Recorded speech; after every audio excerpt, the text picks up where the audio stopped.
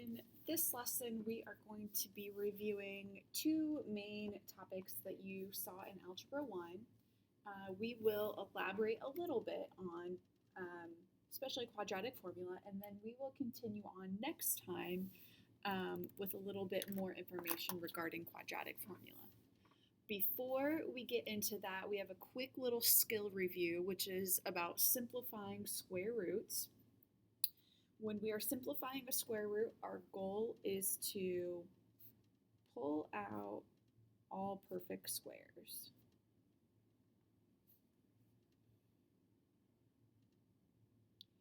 Depending on your Algebra 1 teacher, you may have been taught this one way or another.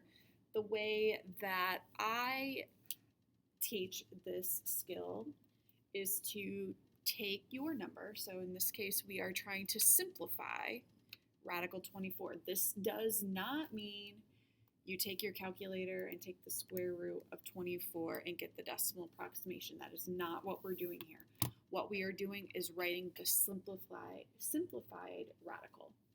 We are going to break down 24 into its prime numbers. So for example, 24 can break down into 2 and 12. Anytime you see a prime number like 2, circle it. We know that we're done with that branch of our factor tree. Breaking down 12, we can go to 3 and 4. 3 is another prime, and then 4 goes to 2 and 2. And then what we are looking for here are perfect squares. So essentially, a perfect square is a number multiplied by itself. So for instance, we're looking for pairs because 2 times 2 is 4. That is a perfect square. So essentially what we're doing is we are taking that 2 times 2, which is 4, and we're taking the square root of it. So the square root of 4 is 2. So if you were taught this way in Algebra 1, when you find a pair, this is why only 1 comes out in front. So we take that pair, only 1 comes out in front, because really what we've done is we've taken the square root of 4. So I just wanted to show you what we were doing there, but we don't really need that. But we're taking that pair of 2's out, 1 comes out in front, so cross that out, we've used those, and then I have a 3 and a 2 left over. Those stay under my radical, and then we can multiply those to get 2 radical 6. Same thing on the next example. Let's break 98. This breaks down to 2 and 49. And then that 49 breaks down to a pair of 7s. So again, you probably recognize that 49 is a perfect square.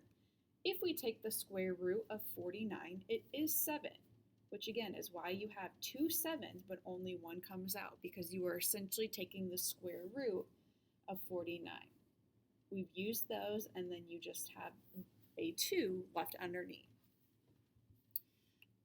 The other thing with simplifying square roots that you will need to do is something in the form like the next two examples.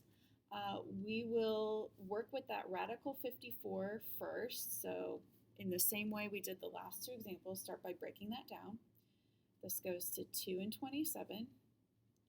27 is a 3 and a 9, which is 2 more 3's. So I see a pair of 3's there, so I can take that out. That leaves me with 2 times 3 left over, which is 6. So I'm going to take that simplified radical, replace it in that original problem. So I'll rewrite this as 6 plus 3 radical 6 over 12.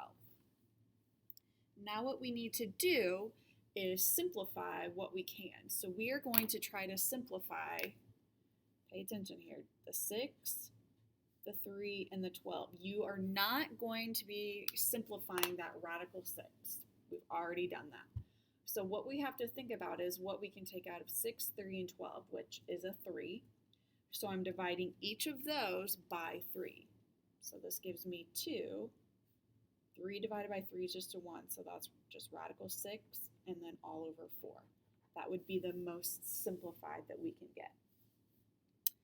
And then finally, number 4, if you look at radical 64, it does help to know your perfect squares, which that is.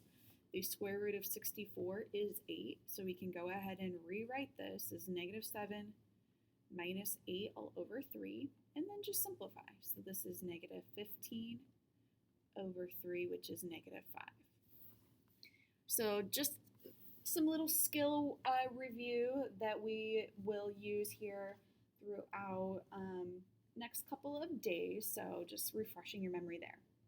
Now really getting into the main content of this lesson, which is how we can use the quadratic formula to solve a quadratic equation. Let's backtrack just a minute. Let's talk about what a quadratic equation is first of all. This is an equation that can be written in the form ax squared plus bx plus c equals 0. Those values of a, b, and c are constants, meaning those are typically numbers. So a, b, and c are just variables standing in for numbers that you'll have there. So first couple says to show whether or not the following is a quadratic function, then identify a, b, and c. If we look at the first one, what we need to do is multiply these two binomials. And so we do that first by distributing the 4x to both the x and the 6. When I do that, 4x times x is 4x squared. 4x times negative 6 is negative 24x. Then I go to the 3 and I distribute that to both as well. So this gives me a plus 3x minus 18. Just going to bring down that g of x, and that's just another notation for y. And then all I need to do is combine my like terms in the middle.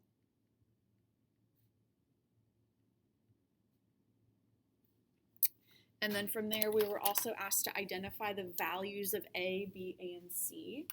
So the value of a is the coefficient of your x squared. So in this case, that is going to be 4. And those values do not include the variable. It is just the coefficient. The value of b is negative 21. The value of c is negative 18. Similar example on the next one. This is on there because this is a very, very common mistake that Algebra 1 students make. So let's kind of not make those rookie errors, as I call them. The quantity 7x plus 3, that does not mean that you just distribute that exponent. What this is equivalent to is that quantity 7x plus 3 times itself. Make sure that you don't make that mistake. From here, it's exactly what we did in the last example, just distribute. When I distribute the 7x, it gives me 49x squared plus 21x, distributing the 3, and then combine those like terms.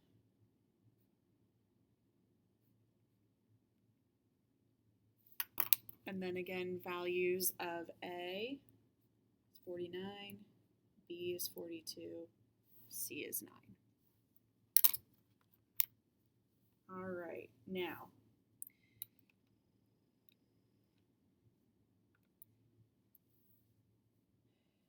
the x values of an equation is a solution to the equation. There are various ways that we are going to look in this unit on how we can solve quadratic equation.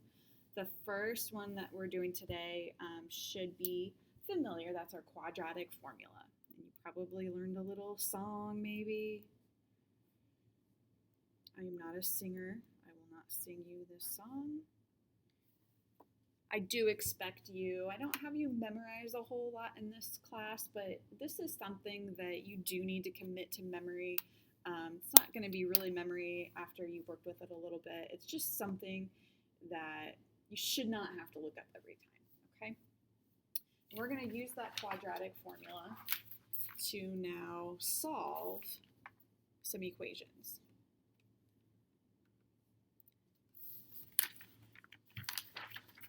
So So solve using the quadratic formula, give both exact and approximate solutions, and we'll talk about what that means here in a moment. Now, make sure before you use quadratic formula, make sure that this is written in standard form, meaning that it's equal to 0. So right now with that 5 on the right-hand side, what we need to do first of all is subtract that 5 over so that this is equal to 0. You should have all 3 of those terms on one side before you can use quadratic formula. And then what I want you to be in the habit of doing is writing out your values of A, B, and C, which in this case are 1, 3, and -5. Now from here, we're going to write that quadratic formula again.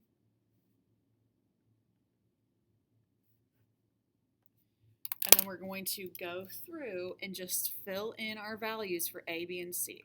Guys, quadratic formula is not anything that is going to kill you. It's just a little bit lengthy. All it is substitution and simplifying. So this means the opposite of B. So if B is a positive 3, this is going to be -3 plus or minus big square root. I have B squared, so 3 squared minus. And then what I suggest is that you put your 4 times your A times your C all in parentheses.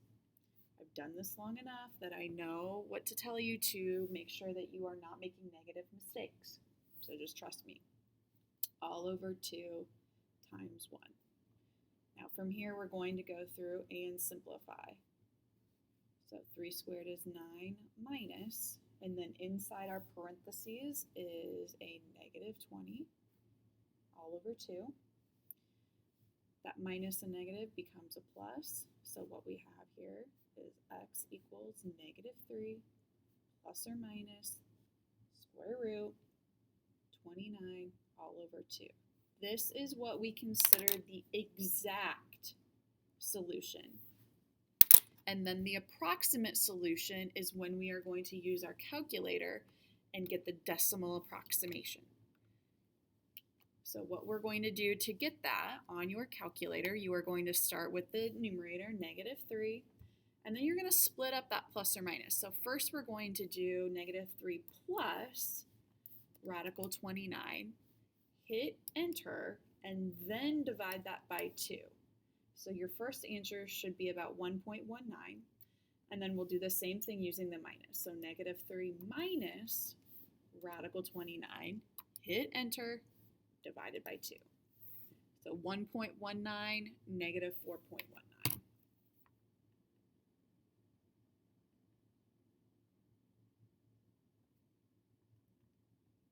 Those are the approximate solutions. And they're approximate because we rounded. All right, I want you guys to try number 2. I'm going to go ahead and get you started by helping you get this in standard form. You need to subtract the 12x and you need to add the 4. So when we do that, we end up with 25x squared minus 20x plus 4 equals 0. So your value of A is 25, B is -20, C is 4. Take a couple of minutes on your own to try that. I will have the solution up here in just a moment. So about 2 minutes to try that. Actually, what I need you to do is pause the video, try it, and then push play again, and the solution will be up here.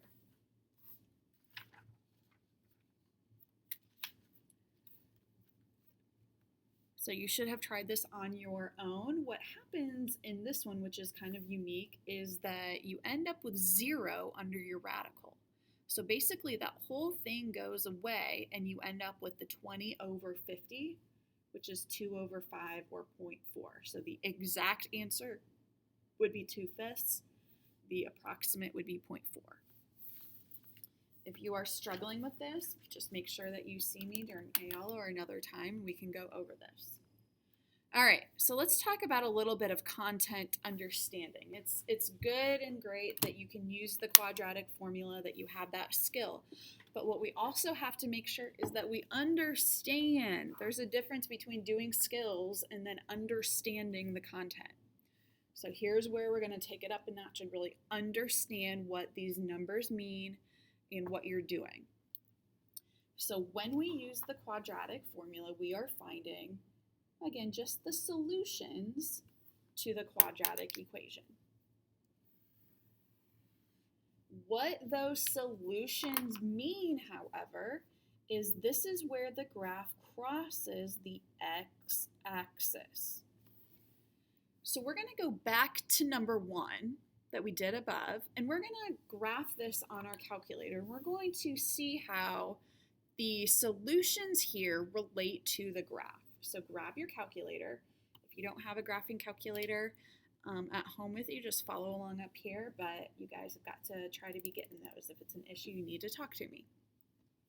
So we're going to go back up here, and we're going to put this on our calculator. Go to your y equals, delete anything that might be in there, and you'll type in your x squared plus 3x minus 5,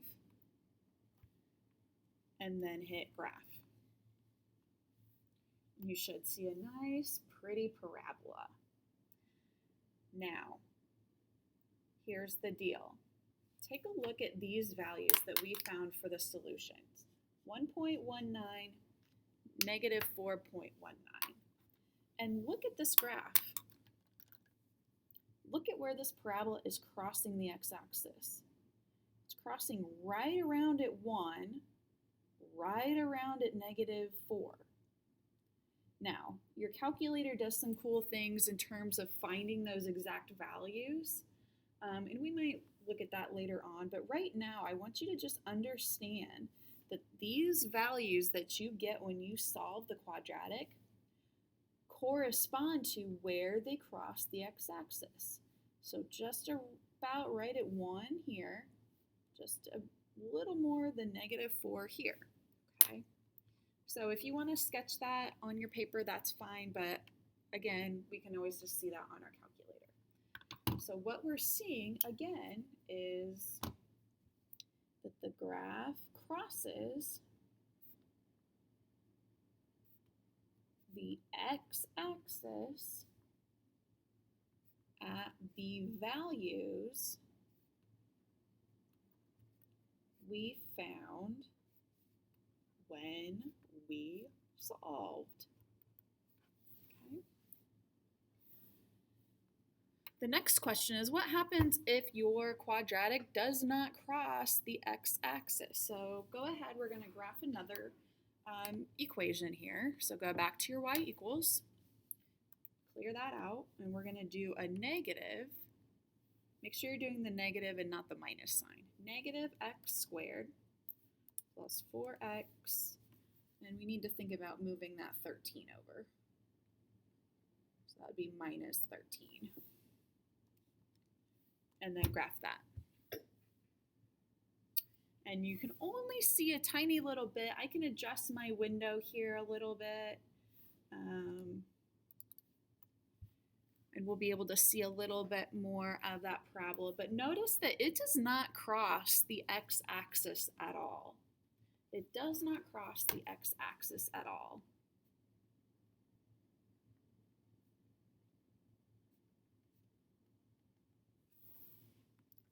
What I want you to do, and again, you need to pause the video, and I want you to try to use the quadratic formula to solve that. And I'll tell you right now, something a little different is going to happen. Okay, so use your quadratic formula, plug in your values of A, B, and C, see what happens.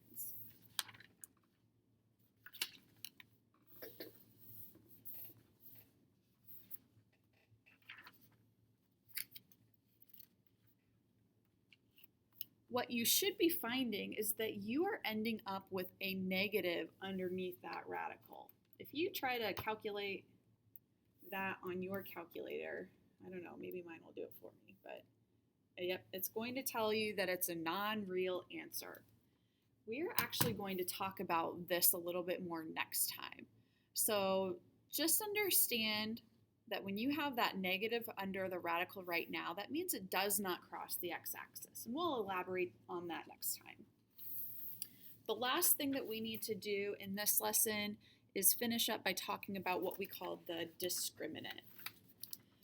And in that quadratic formula, the b squared minus 4ac, which is the part underneath the radical, is what we call the discriminant. And looking at the value of the discriminant will tell us how many real solutions or how many times it crosses the x-axis. The value of that will tell us both of those pieces of information. When your value of the discriminant is bigger than 0, so any number bigger than 0, what that tells you is that there are two real solutions, meaning it's crossing your x-axis in two places. If the value of your discriminant is equal to 0, that means there's one real solution, meaning it's going to sit like a little bird on a wire. There's one place where it crosses. And then if the value of your discriminant is less than 0, we have what we call imaginary solutions, which we're going to talk about next time. That's when your parabola does not hit the x-axis at all.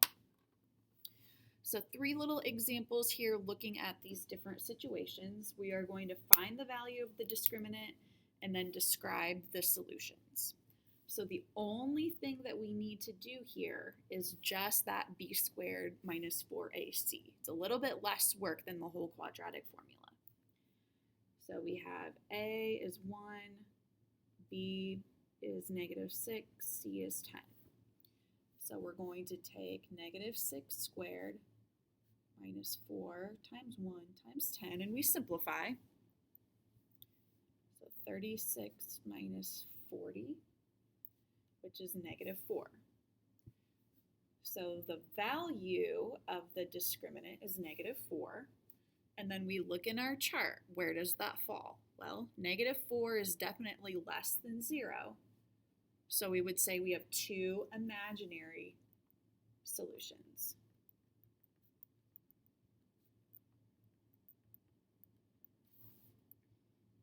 On the next one, same thing. So b squared minus 4ac. We have a is 1, b is negative 6, c is 9.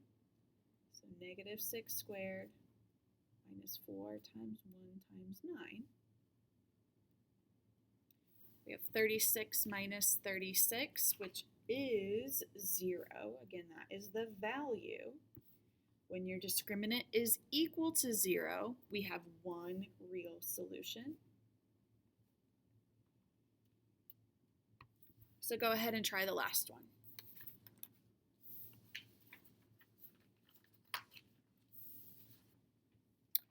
You should have on the last one gotten a discriminant value of 4.